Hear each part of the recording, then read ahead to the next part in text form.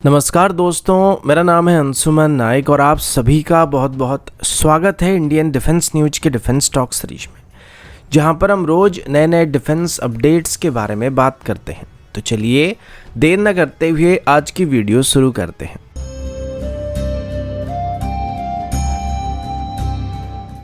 आज की पहली अपडेट रफाल की तरफ से है और जब से इंडियन एयरफोर्स की तरफ से रफाल को एक्वायर करने का फैसला किया गया था तब से लेके आज तक रफाल का डिमांड काफ़ी बढ़ चुका है। 2016 से पहले बस एक या दो देश थे जो कि रफाल को ऑपरेट कर रहे थे, लेकिन भारत की तरफ से इसको खरीदने के बाद पूरे दुनिया भर के देश फ्रांस से रफाल को खरीदने के लिए ऑर्डर प्लेस करने लगे थे, जिसमें सबसे पहले ही फ्रांस, इंडोनेशिया और भारत की तरफ से अभी 18, 42 और 27 एयरक्राफ्ट के ऑर्डर को प्लेस किया गया।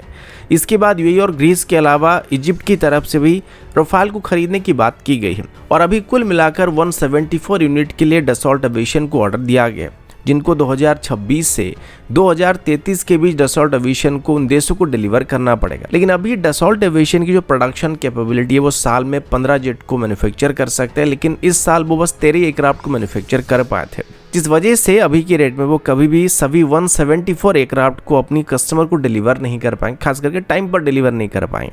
जिस वजह से अभी डसॉल्ट एविएशन की तरफ से अपनी प्रोडक्शन कैपेबिलिटी को इंक्रीज करने का फैसला किया जा रहा है, जिसमें वो साल में 24 से 26 जेट को बनाने का प्लान कर रहे हैं। अब फिलहाल इसके लिए डसॉल्ट के पास दो ऑप्शन मौजूद हैं। पहला तो ये कि वो फ्रांस में ही अपनी सेकेंड प्रोडक्शन फैसिलिटी को ओपन कर सकते हैं और दूसरा अभी डसॉल्ट रिलायंस एरोस्पेस लिमिटेड में भी वो चाहे तो रफाल जेट की प्रोडक्शन को स्टार्ट कर सकते हैं, जो कि टेक्निकली आगे चल के रफाल की मैन्युफैक्चरिंग के लिए इस्तेमाल होने वाला था, जिससे डसॉल्ट एविएशन को टाइम पर अपनी सभी कस्टमर्स को रफाल को डिलीवर करने में आसानी हो सकता है। लेकिन यहाँ पर एक प्रॉब्लम भी आ सकती है जिस पर सबसे पहले विचार करना काफ़ी ज़रूरी है, और वो ये कि अगर भारत में रफाल को बनाकर इसको अभी एक्सपोर्ट किया जाता है तो इसमें कितने % अभी डोमेस्टिक रिक्वायरमेंट को पूरा करने के लिए इस्तेमाल किया जाएगा और कितना एक्सपोर्ट करने के लिए इस्तेमाल किया जाएगा, यानी कि कितना भारत की डिमांड को पूरा करने के लिए इस्तेमाल किया जाएगा और कितना हम एक्सपोर्ट कर पाएंगे।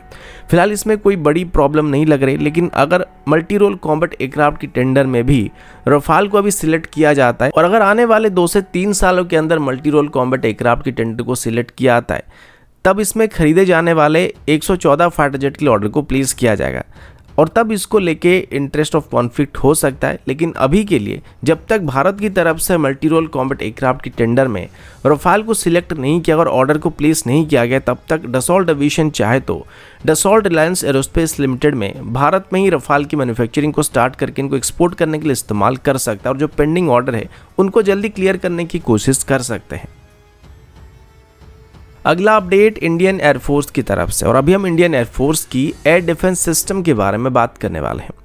अभी हमारी डिफेंस एक्विजिशन काउंसिल की तरफ से आज ही यानी कि 16 फरवरी को ही इंडियन एयरफोर्स के लिए additional air defence tactical control radars को खरीदने का फैसला किया गया। अब ये एक एडिशनल रडार है जिनको हमारी किसी भी एग्जिस्टिंग एयर डिफेंस सिस्टम और रडार नेटवर्क के साथ इंटीग्रेट किया जा सकता है। ये एक 3D ऐसा रडार है जिसको आसानी से कहीं पर भी ट्रांसपोर्ट भी किया जा सकता है। इन रडार्स को एक्वायर करने का पीछे जो मेन कारण है वो यही है कि हमारी एग्जिस्टिंग रडार्स और एयर डिफेंस सिस्टम की जो इनबिल्ट रडार है उनकी अगर कोई लूप होल होगा तो उसको बंद करने के लिए इसका इस्तेमाल किया जा सके और उनकी परफॉर्मेंस को और भी बेहतर करने के लिए इसका इस्तेमाल किया जाएगा। और ये मेक श्योर करना है कि एक क्लोज्ड एनवायरनमेंट के अंदर दुश्मन चाहकर भी चुपके से घुसपैठ करने की कोशिश नहीं कर पाए।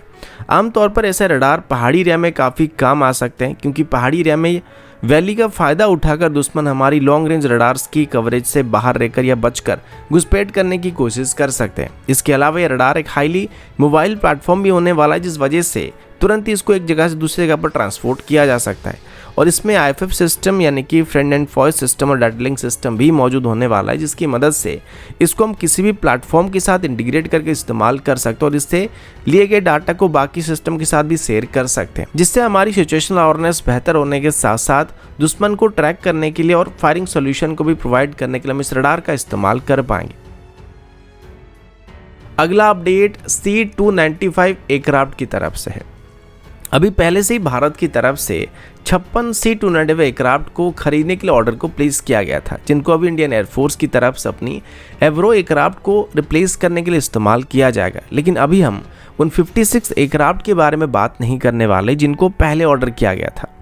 अभी हम एडिशनल एयरक्राफ्ट के बारे में बात करने वाले हैं। तो इनिशियली अब C-295 एयरक्राफ्ट के लिए इंडियन एयरफोर्स की तरफ से ऑर्डर को प्लेस किया गया, तो उनको लोकली भारत में बनाने का प्लान किया गया था और अब इनको बनाया जा रहा है। तो उसके बाद इंडियन नेवी और इंडियन कोस्ट गार्ड की तरफ से भी इसको एक्वायर करने के लिए रिक्वेस्ट को किया गया था, जिसमें 15 एयरक्राफ्ट को कुल मिलाकर खरीदने का प्लान किया गया था और डिफेंस मिनिस्ट्री को लेटर को भेजा गया था। और अभी फाइनली डिफेंस मिनिस्ट्री की तरफ से 15 एडिशनल C-295 एयरक्राफ्ट को खरीदने के लिए अप्रूवल दे दिया गया। इस डील की कीमत करीब 29,000 करोड़ होने वाली है और इसमें खरीदे जाने वाले एयरक्राफ्ट में से 9 एयरक्राफ्ट इंडियन नेवी इस्तेमाल करने वाली और 6 इंडियन कोस्ट गार्ड इस्तेमाल करने वाला है। अब इन एयरक्राफ्ट को खरीदने के बाद इनको खास करके मैरिटाइम ऑपरेशन के लिए मॉडिफाई किया जाने वाला, जो कि इंडियन एयरफोर्स की एयरक्राफ्ट से काफ़ी अलग होने वाला है। और पहले से इसके लिए DRDO की तरफ से अलग अलग तरह की रडार और सेंसर पैकेज को भी डेवलप किया जा रहा है। इनमें से बहुत इंडियन कोस्ट गार्ड और इंडियन नेवी को डिलीवर किए जाने वाले एयरक्राफ्ट में अलग अलग तरह के मॉडिफिकेशन किए जाने वाले, जिनमें से नेवी को दिए जाने वाले एयरक्राफ्ट में खास करके long range maritime surveillance, anti submarine warfare और सर्च और रेस्क्यू जैसे मिशन के लिए इसको मॉडिफाई किया जाएगा। और खास करके इंडियन कोस्ट गार्ड के एयरक्राफ्ट को fishery protection, surveillance, anti piracy operation और डिजास्टर रिस्पॉन्स जैसे मिशन को करने के लिए मॉडिफाई किया जाएगा।